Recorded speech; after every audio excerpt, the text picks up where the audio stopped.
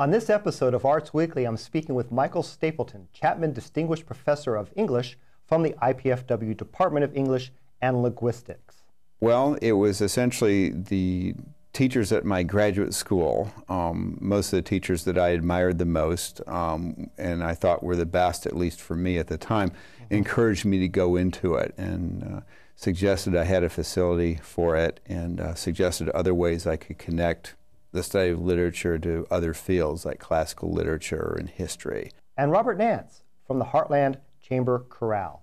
I tell people that I really only have one job, and that's to be a good musician and a teacher for those that hire me to do that. So yes, I do have lots of institutions I work for, proud to do that.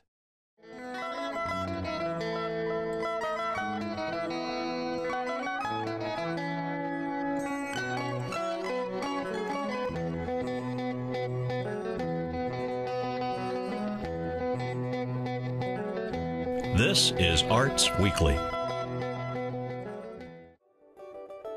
Arts Weekly is a production of the College of Visual and Performing Arts at IPFW, offering degrees in fine arts, music, theater, and visual communication and design. IPFW, the energy of arts. Hello, this is Chuck O'Connor, and you're watching Arts Weekly. Joining me is Michael Stapleton, Chapman Distinguished Professor of English from the IPFW Department of English and Linguistics. Good to have you on the show, my friend. Oh, thank you.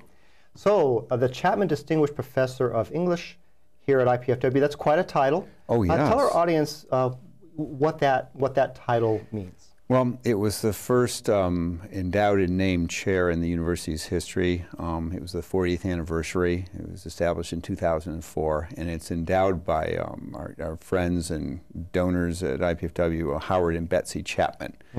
And so essentially it's a position like another named or endowed chair at any other kind of university. You know, you do scholarship, you teach, you do service, and you know, provide whatever kind of community enhancement and promotion for the university and the department you can, and try and be a good example. Okay. What do you teach at IPFW? I teach early modern English literature, which is basically what they used to call Renaissance and then 18th century. But I teach most poetry and drama between, say, 1500 and about 1800. I see. Of English, so you're talking about Shakespeare? And Shakespeare, Marlowe, Dr. Johnson, John Donne, John Milton, you know, that kind of stuff. Now, I want to talk a little bit about the nature of scholarship. You know, sure. A lot of people in our audience, you know, they know what teachers do. Sure. But I want to talk a little bit about what scholars do, and particularly what is scholarship in the humanities, English. Sure, sure. The fancy way to put it is that we try and expand knowledge in a given field by contributing to the, you know, knowledge in our specialty, essentially. We try and expand that. You know, there are people who do Shakespeare, there are people who study Milton, and so basically that's what you do. You essentially study the text, you contribute to commentary, you try and expand knowledge about textual scholarship, that kind of stuff. So publish in journals and all that, books. Obviously there's been a lot written on Shakespeare. Sure. Probably there have been more things written about Shakespeare than anybody else, you would say. Yeah. But there's still more to find out. Oh, absolutely, absolutely.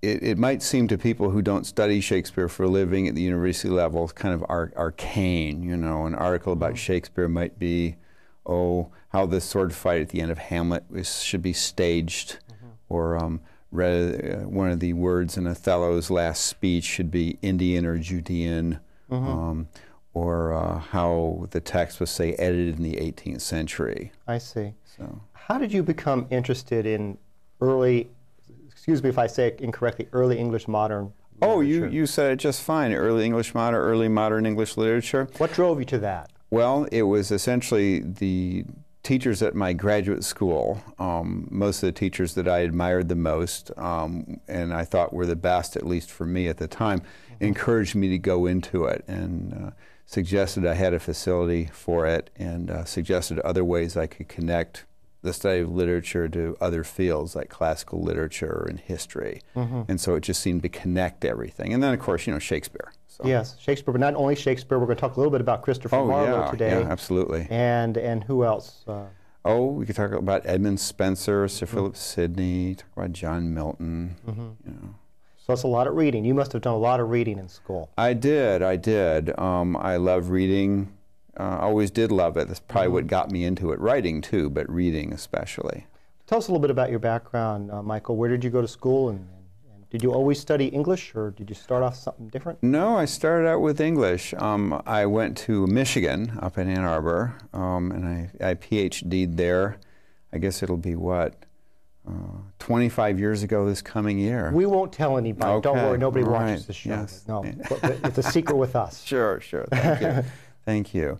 So that's what I did. I taught for, I would say 14 years at a school in Texas. And then I had an opportunity to come back to this part of the country where I'm from. And, you know, relatives and ancestors actually come from Northeast Indiana. It was just a coincidence, but, you know, yeah. Well, good. Well, it's certainly our game, because you're a very respected and teacher here. And in fact, some of our people here on the crew have been in your classes. Oh, honored. You're an expert on the play Julius Caesar. I'm trying to be, yes, indeed. By Shakespeare. Yes, sir. And tell us a little bit about your work studying Julius Caesar. Well, I'm the editor of what's known as the New Variorum Julius Caesar, which is essentially an encyclopedia of the play. The series that started the New Variorum Julius Caesar, I should say New Variorum, right, started in 1977, and I inherited the edition from a colleague, you know, who could no longer work on it. And so I've been working on it for the last 5 years. And for 5 years, you could study one play. Absolutely. And understand what the sources that Shakespeare drew upon, an analysis of the meaning, or what do you do?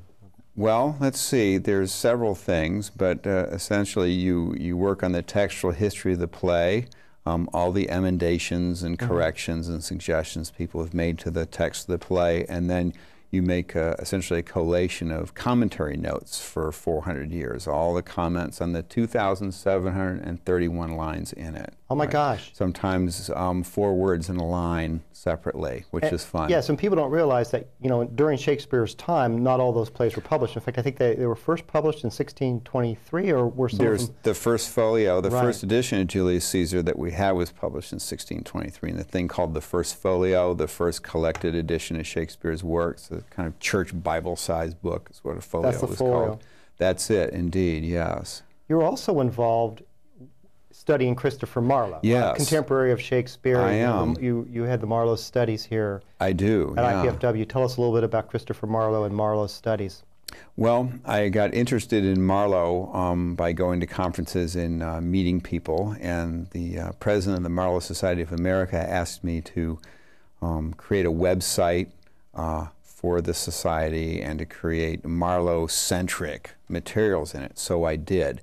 And as it happened, in the process of doing that, our dean at the College of Arts and Sciences, Carl Drummond, and the managing editor of the publications there, Kathleen Carosella, talked to me about the possibility of starting a journal at IPFW to complement our very fine journal called Clio here about history and literature. Fantastic journal. Oh, it's a great editor there and great journal. Yeah, put out right here at IPFW. Indeed, indeed. And so we had the chance to start a journal ourselves, which is just terrific. So I consulted with people, and I consulted my colleagues internationally and nationally, drew together a board of editors, and decided to create an annual, which means it's published once a year. So that's what we did, and it's been wonderful. I've just loved it. I'm so glad for the support we've had from our dean, and of course, you know, the people I work with here, and then all my editors and contributors from around the world. So it's been fantastic. You know, it sounds like a lot of work. A lot of people don't realize what college professors do. You know, you teach your classes, of course. You have to prepare for them and grade and all that. But then you have to do an enormous amount of reading, an enormous amount of searching and researching. Absolutely. And then writing and giving presentations and doing websites and publishing. And,